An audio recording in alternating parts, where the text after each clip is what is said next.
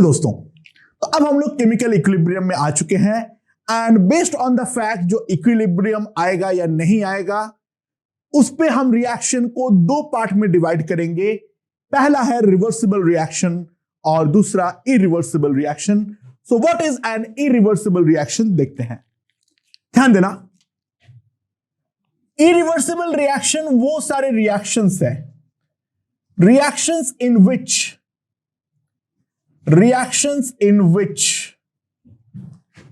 reactants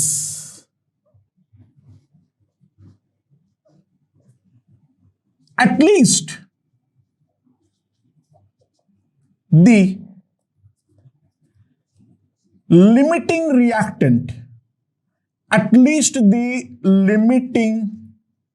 reactant अगर मान लो limiting reagent का कॉन्सेप्ट है तो रिएक्ट्स कंप्लीटली, ठीक है। कंप्लीटली बोलने के साथ साथ मैं एक वर्ड ऐड करूंगा, ऑलमोस्ट। कोई भी रिएक्शन 100% कंप्लीट तो कभी नहीं होता है। I am talking about 99.9999999%। तो रिएक्शन जो जिसमें सारे के सारे रिएक्टेंट, ठीक है, कम से कम अगर सारे रिएक्टेंट ना हो, जो हमारा लिमिटिंग रिएक्टेंट है कम से कम वो तो सही कंप्लीट रिएक्ट कर जाता है, आर कॉल्ड इरिवर्सिबल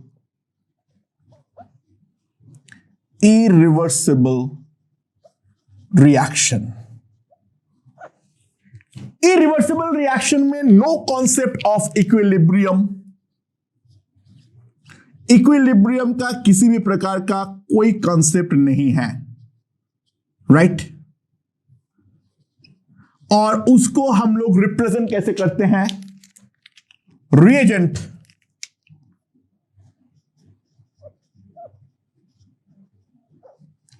और ये सीधा चला जाता है प्रोडक्ट में, रिएजेंट सीधा चला जाता है प्रोडक्ट में, ठीक है। तो इनको हम क्या बोलते हैं, इरिवर्सिबल रिएक्शंस। क्लासिक केसेस याद रखना है, जो कौन कौन सा रिएक्शन में कोई हमारा इक्विलिब्रियम कंसिडर्ड नहीं होता है। तो 3 में रिएक्शन बोल रहा हूं जो आगे के लिए भी बहुत ज्यादा इंपॉर्टेंट है। सबसे पहला जो है वो है एसिड बेस टाइट्रेशन रिएक्शन। जो हमारा एसिड बेस टाइट्रेशन होगा उस पर हम कभी भी कोई भी इक्विलिब्रियम कंसिडर करते ही नहीं है। वहां पर फॉर एग्जाम्पल NaOH में अगर मैंने HCl डाला तो पूरा का पूरा रिएक्शन जो है वो NaCl प्लस वाटर की तरफ फेवर हो जाएगा। NaCl और वाटर रिएक्ट करके NaOH और HCl नहीं देगा, at least for any practical level of understanding. थोड़ा बहुत तो होता है बट उसको हम प्रैक्टिकली नो रिएक्शन भी मानते हैं। तो हमारा जो एसिड बेस टाइट्रेशन होगा उस पे हम कभी भी कोई भी इक्विलिब्रियम कंसिडर नहीं करेंगे। First. Second, precipitation reaction. Precipitation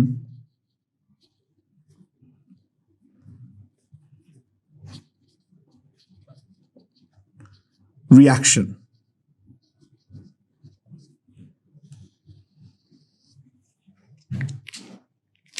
तो प्रेसिपिटेशन रिएक्शन का एग्जांपल, अगर मैं AgNO3 में KCl डाल दिया तो सीधा हमारा AgCl प्रेसिपिटेट होके निकल जाएगा with the formation of KNO3।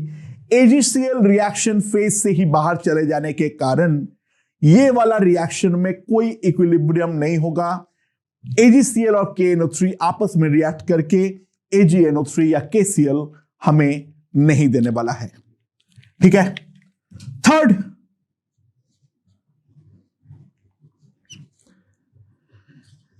decomposition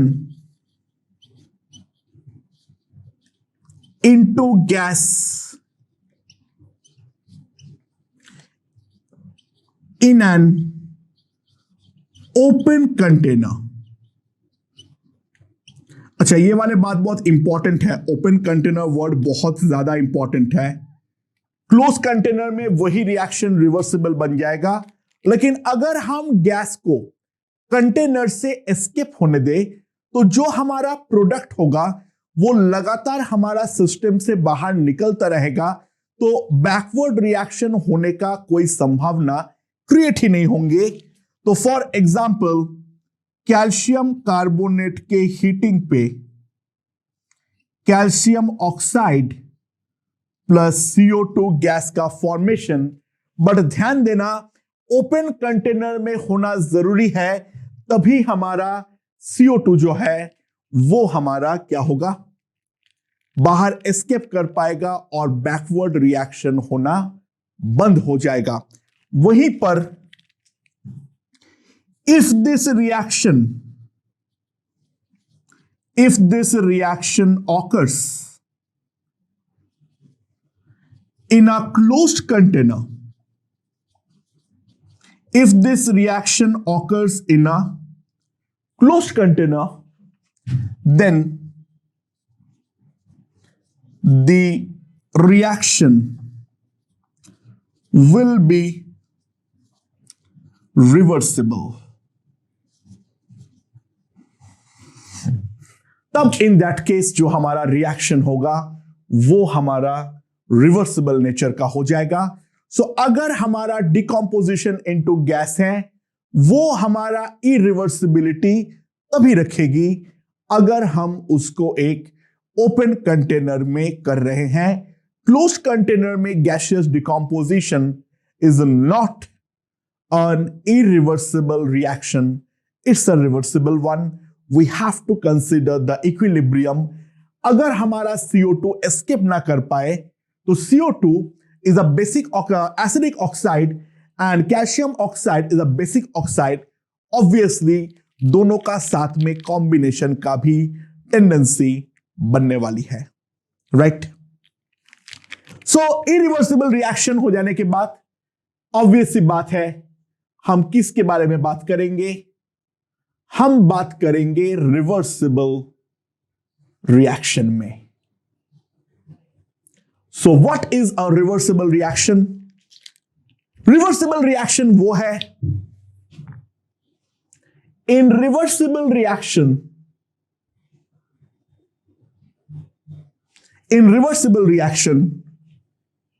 both reagents and products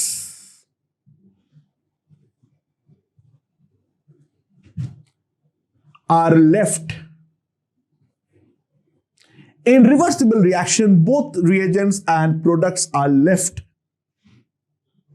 even after the reaction appears to be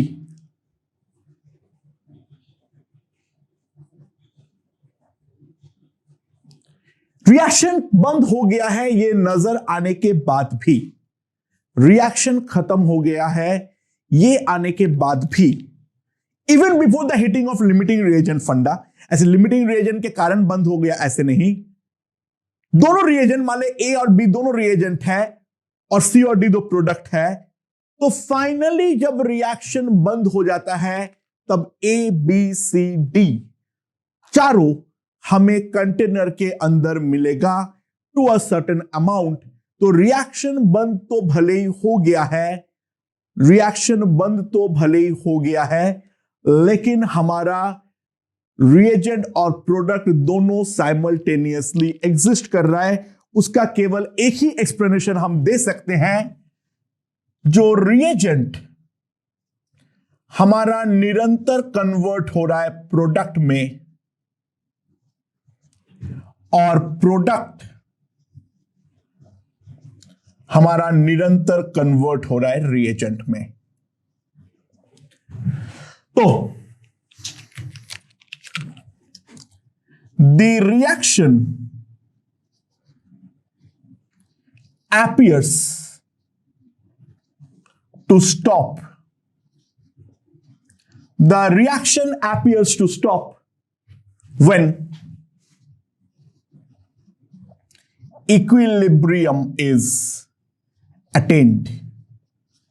जब हमारा इक्विलिब्रियम अटेन हो जाएगा तब हमें ऐसे लगेगा जो हमारा रिएक्शन जो है वो स्टॉप हो चुका है. सो हम ऐसे लिखते हैं यहां पर reagent is in equilibrium with product. ठीक है. अच्छा, एक बात अब ध्यान देना, equilibrium is the most stable position. Equilibrium is the most stable position of the system. That is, energy is minimized. Energy जो होती है वो हमारा इक्विलिब्रियम पे हमेशा मिनिमाइज्ड होती है. यानी केस इन पॉइंट अगर मान लो N2 + 3H2 that gives you 2 ammonia. अगर मैं इसके बारे में कंसीडर करूं तो यहां पर ध्यान देना, अगर मैं सिस्टम का एनर्जी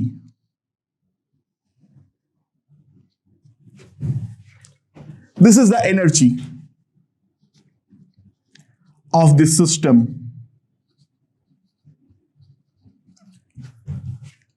So यहां पर है हमारा N2 + 3H2, यहां पर हमारे पास है 2NH3. तो जो एनर्जी प्रोफाइल है सिस्टम का, that is the reaction coordinate.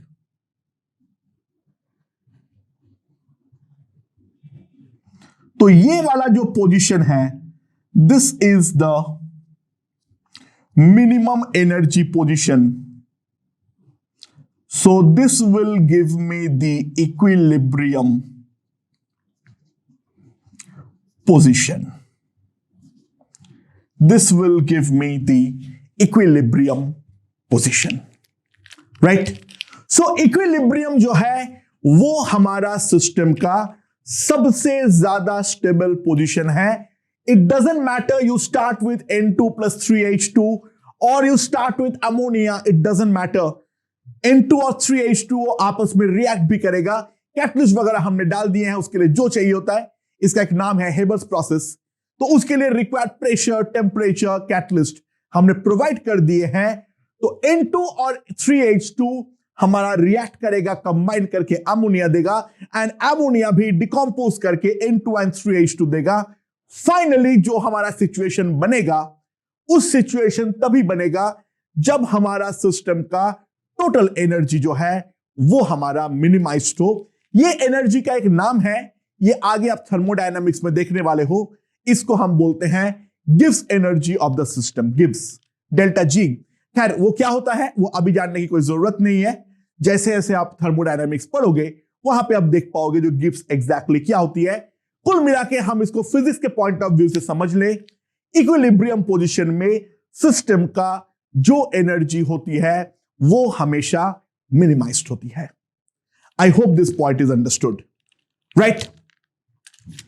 So equilibrium attain always spontaneously. Equilibrium हमेशा स्पॉन्टेनियसली अटेन होती है.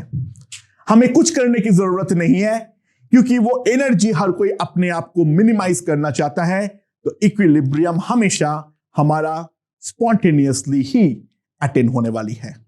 राइट. दूसरी बात,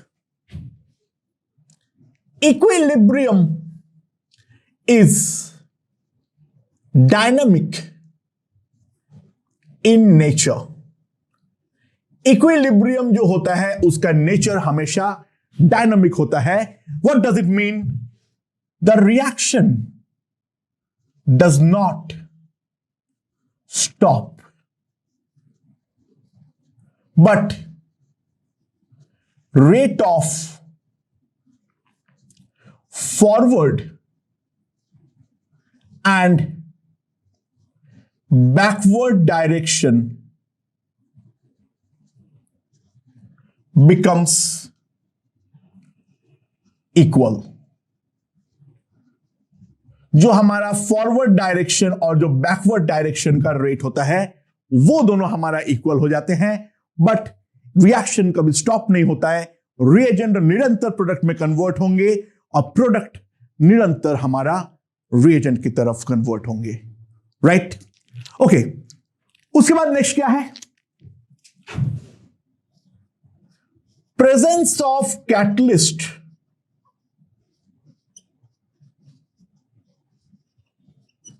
has no effect on the final reaction mixture. Presence of catalyst has no effect on the final reaction mixture. However, it helps to attain equilibrium faster. Catalyst होने पर या नहीं होने पर इक्विलिब्रियम के फाइनल अमाउंट पे कोई इफेक्ट नहीं पड़ता है. यानी अगर मान लो मैं 3 मोल हाइड्रोजन और 1 मोल नाइट्रोजन डाल दिया, कैटलिस्ट डालो या ना डालो, फाइनली जितना मोल ऑफ अमोनिया बनेगा एट इक्विलिब्रियम वो हमारा सेम होगा. लेकिन अगर कैटलिस्ट नहीं डालेंगे तो ये रिएक्शन होने में अनंत समय लगाएगा. राइट? ये रिएक्शन होने पे अनंत समय लगाएगा. कैटलिस्ट के प्रेजेंस में वो चीज जो है वो हमारा फास्ट हो जाएगा, बट फाइनल रिएक्शन मिक्सचर में कोई डिफरेंस नहीं पड़ेगा. यहां से और एक चीज समझ लो. Speed of reaction and extent of reaction are different things. Reaction का स्पीड और रिएक्शन का एक्सटेंट, इन दोनों में डायरेक्टली कोई संबंध हम नहीं बना सकते. हो सकता है एक रिएक्शन बहुत फास्ट हो बट वो रिएक्शन हो ही खराब रहा हो. राइट? लेकिन हो सकता है एक रिएक्शन स्लो हो but extent of reaction to the forward it may be very very high.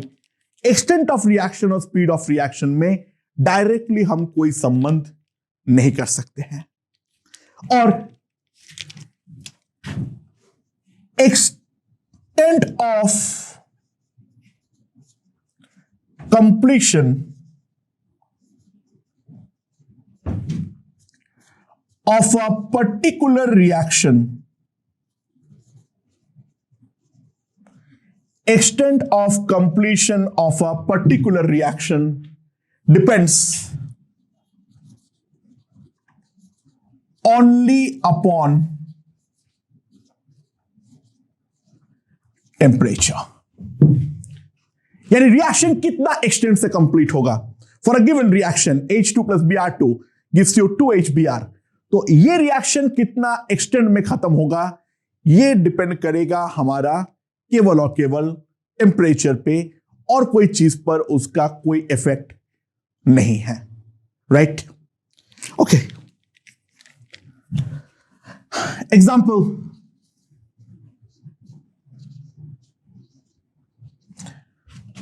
NO2, 2 times NO2 gas gives you N2O4 gas. ये एक इक्विलिब्रियम रिएक्शन है. राइट? या फिर PCl5 gas gives you TCl3 gas plus Cl2 gas, या फिर CaCO3 solid gives CaO solid plus CO2 gas. But ध्यान देना, this has to be done in closed container. तो हम इस चैप्टर में जो बातचीत करेंगे उसमें केवल और केवल रिवर्सिबल रिएक्शंस ही आएंगे। इरिवर्सिबल रिएक्शन के बारे में हम कोई बातचीत नहीं करने वाले हैं। ओके।